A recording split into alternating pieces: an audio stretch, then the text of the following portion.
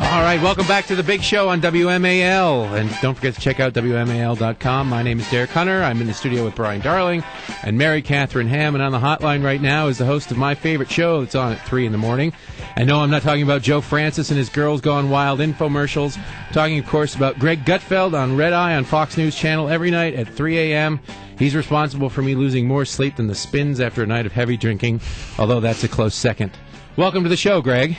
Great to be there, or here, or wherever you are. You're going into business with Andrew Breitbart now, so you heard that at the end of the last segment. I had no idea. No, I didn't, because I was just outside, and I came in. What did he say? He wants to start a CelebritiesWhoFlyCoach.com website so people can just take, because he sat next to the lead singer from Blue Oyster Cult.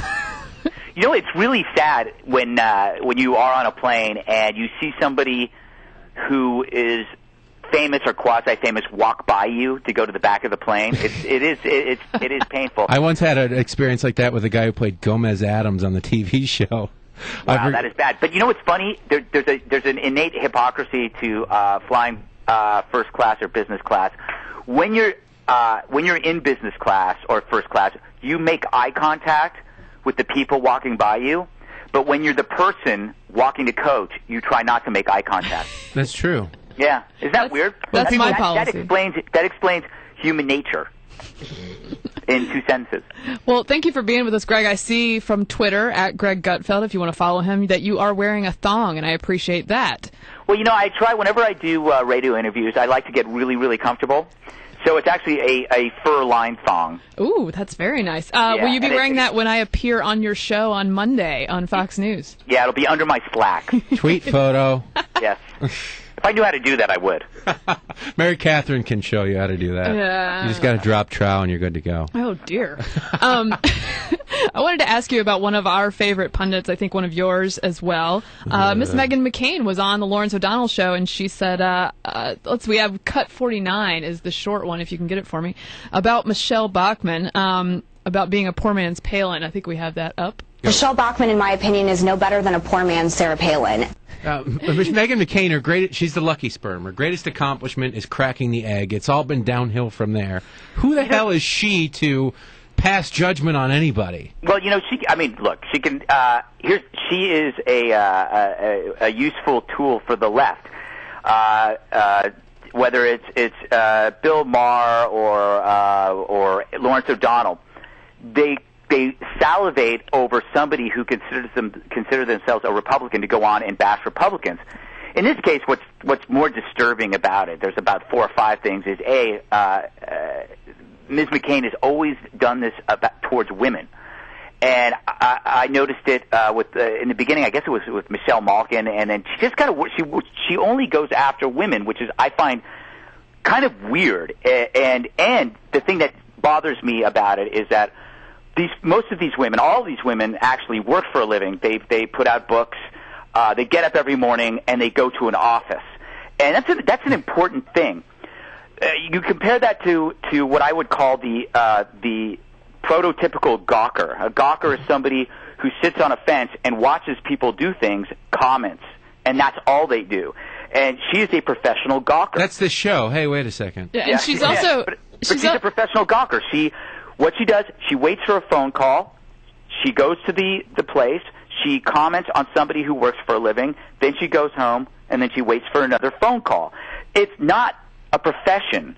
And by the way, she should be able to express her opinion. No one's disputing that. But you gotta have something behind that opinion. And it just bothers me that it's an animosity towards women. And she pretends as though she's a renegade, when in fact everything she's saying is nothing new.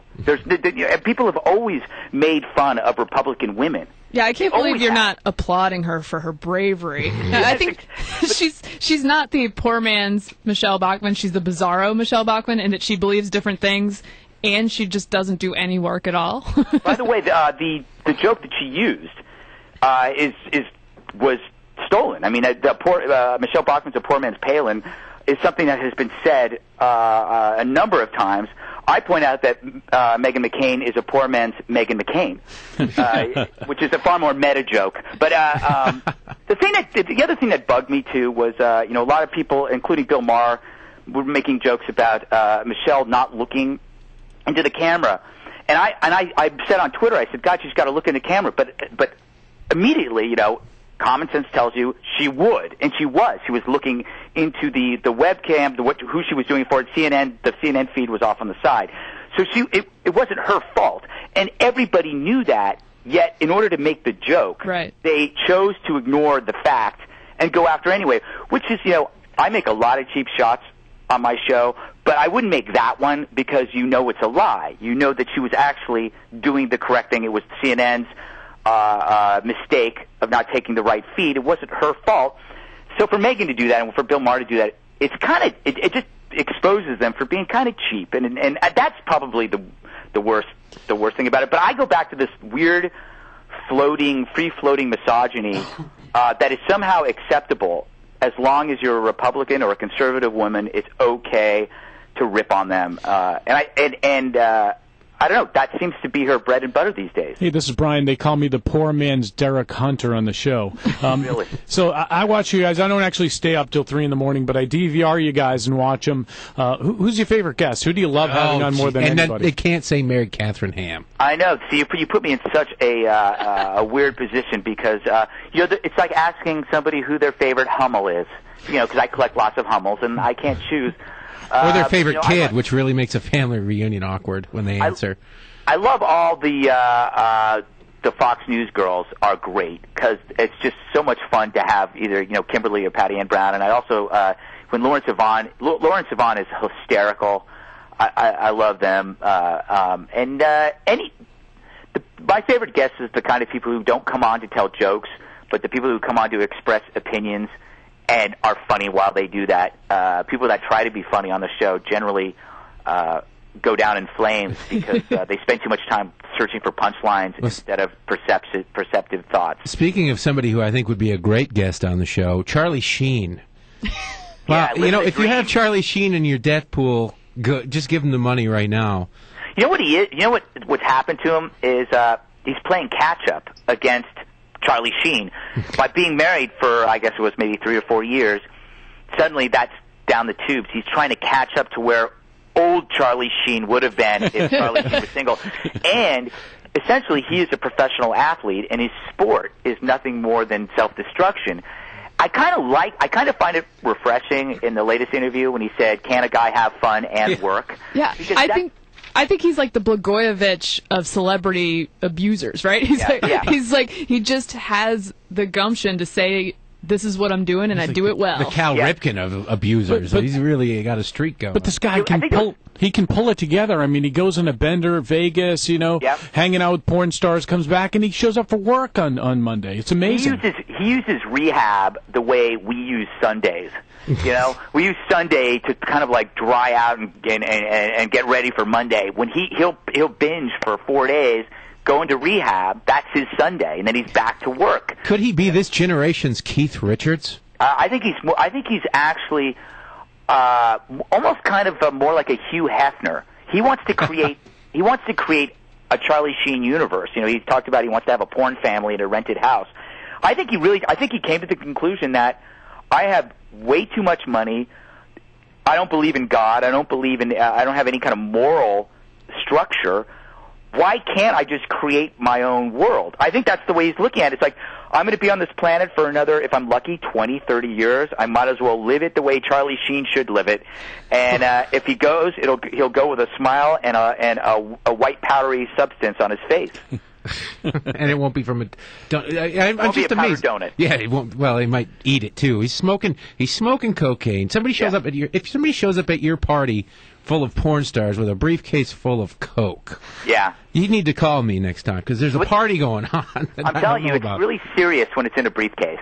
It's not like I said Bill Schultz. He carries it around in a fanny pack, but in a briefcase, that's a statement.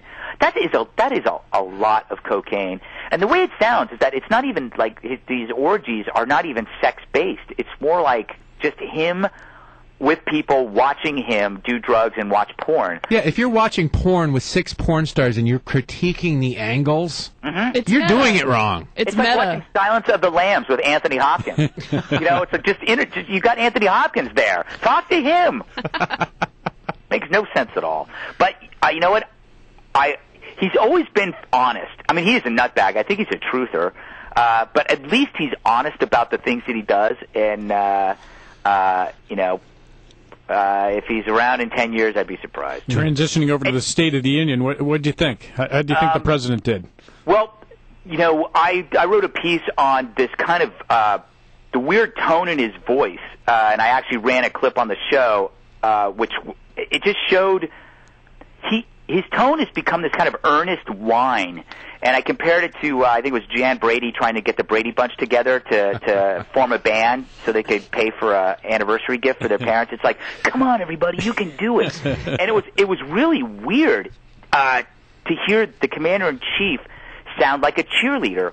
And I made the point that, to me, it's as though he's trying to convince himself that America is great. I think he took the criticism. A lot of people, including myself, have been talking about how he denied America's exceptionalism, and he was doing that when he was running for president, before he was running for president, when he was out and about saying that America can do better, talking about root causes of terrorism.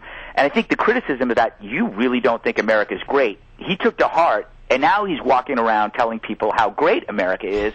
It seems to me he's telling it to himself. We don't need a self-esteem coach. No, we need somebody. He should just say, everything's going to be fine. Greatest country in the world. I'm going to make it greater. End of story. I felt it was just too earnest and irritating. He was very, very mellow, and he didn't seem to have much direction. Certainly no specifics. But Greg, we want to thank you for taking time out of your Saturday, your appendix, your picture sold last night for $2,001, right? Yeah, exactly. That guy better pay up. Better pay up. Well, you give an address if he's anywhere around here. We'll find somebody to go over and collect. And I will be there on Monday night on Red Eye to taunt you with my appendix. Excellent. That's true. I have an extra organ. Write a circle around it on your stomach and just point at it throughout the whole show. All right, Greg, thanks a lot, and have a good day. Don't forget to watch Red Eye at 3 a.m. DVR it if you have a real job. 3 a.m. on the Fox News Channel, and we'll be right back on WMAL with more of The Big Show.